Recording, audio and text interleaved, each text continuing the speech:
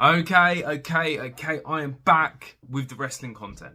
I am back doing the wrestling content. I am going to be talking about probably NWA and Impact, soon to be TNA. Boom. All right. Quite a lot on YouTube, quite a lot on TikTok.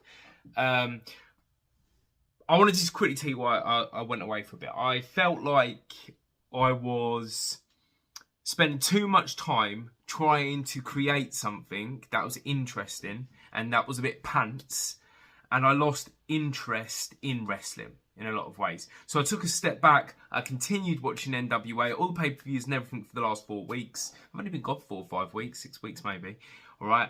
And I have been watching the Impact stuff, but there's been loads of good stuff happening with Impact in January, man. It's going to become TNA. But one of my favourite things that is happening currently in wrestling is indirectly to do with NWA.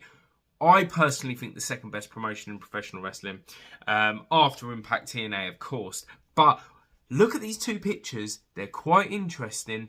And this is for all the people that didn't know this. And I think the daddies need to be teaching their sons and their daughters, or the mummies, the sons and the daughters, about these two particular important people in WWE that were former NWA stars. Actually, there's 3, but 2 in particular we are going to be looking at. Or there's 4 actually, but 2 in particular we'll be looking at.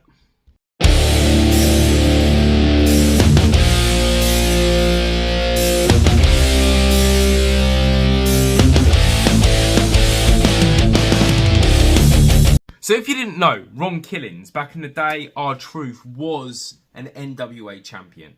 Also, the great, the loved, the people have a passion for the man more than anybody in the world, okay? Cody Rhodes is also an NWA champion.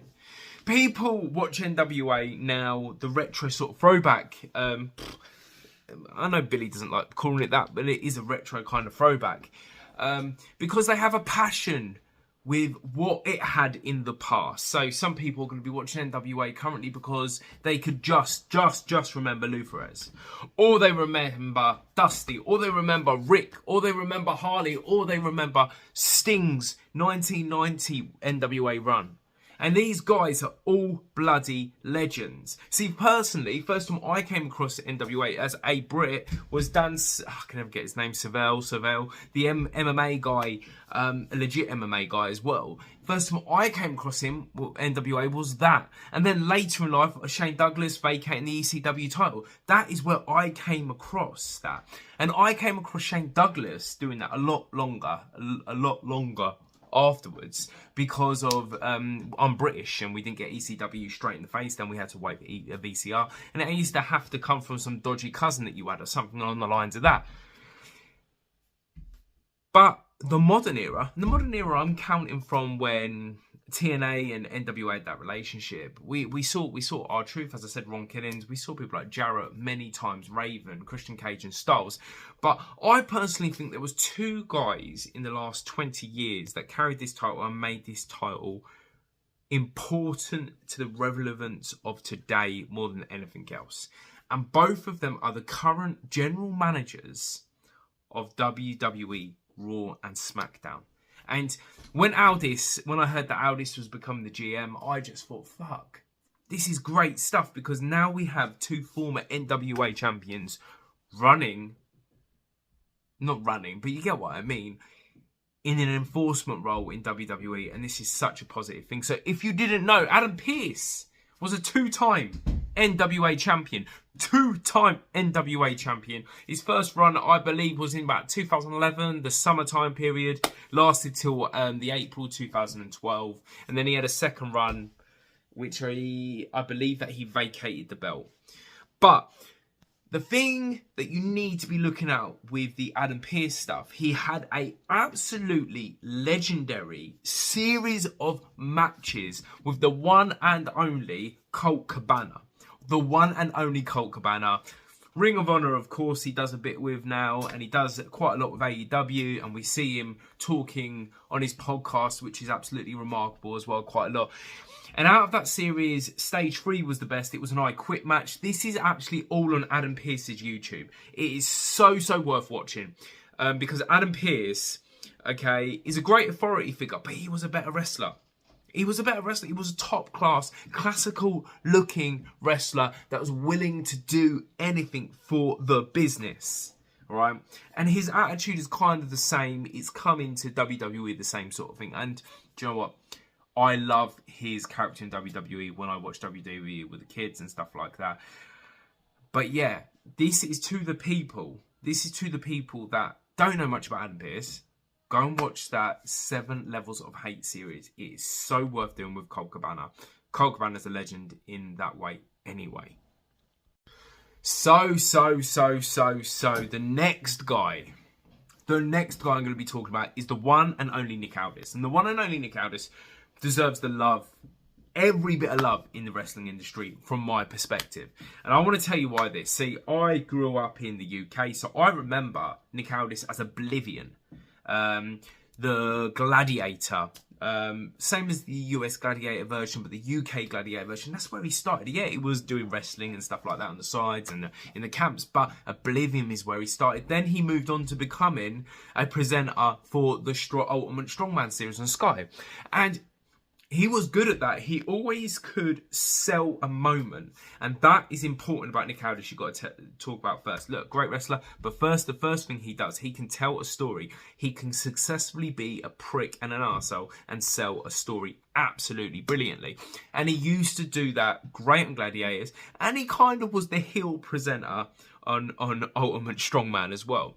And look, man, he came over to the USA, as we all know, and he did a bit of training with Harley Race, and he was loved by Dixie Carter, and he was loved by TNA Impact at that time period. And he had some good little stuff, bits and bobs he did. And he was known as Magnus in TNA. He also worked with one of my favourite all-time wrestlers, Doug Williams, in the British Invasion, and Terry also. But he was the first ever British world champion in what you'd call one of the bigger promotions. And he did that in Impact, and he did that well in Impact. But I want to talk about him being a 2-time NWA champion. 2-time NWA champion. His first run was roughly about 266 days. He lost his title to Cody Rhodes. He had this incredible series with Cody Rhodes, actually, where we saw Brandy coming up into the business. Or Brandy was always there in the business, but she came up more into the business. We got to see more of a limelight of her in that way. And I think she was brilliant in this series. And we also saw the former NWA champion being Camille. Okay, all right, come up through the business. So she was Nick Aldis's sort of security guard. Do you know what I mean? She was a security guard sort of characteristic in that way. She did this, and yeah, he lost his title. We lost his title to Cody, then re-won it back, and that was an absolutely fantastic series. And then we saw him go on to doing what 1,000. Oh God, it's 1,040 plus days. Around about that time period. And we saw him have absolutely great series, all right, with all sorts of people. Trevor Murdoch being one of them. And if you remember Trevor Murdoch being a WWE tag champion back in the day as well. But he had great matches. He also had a great match with one of the, I think, most underrated journeyman and current commentator in NWA, Tim Storm, as well. And this is what Nick Aldis brought to the business.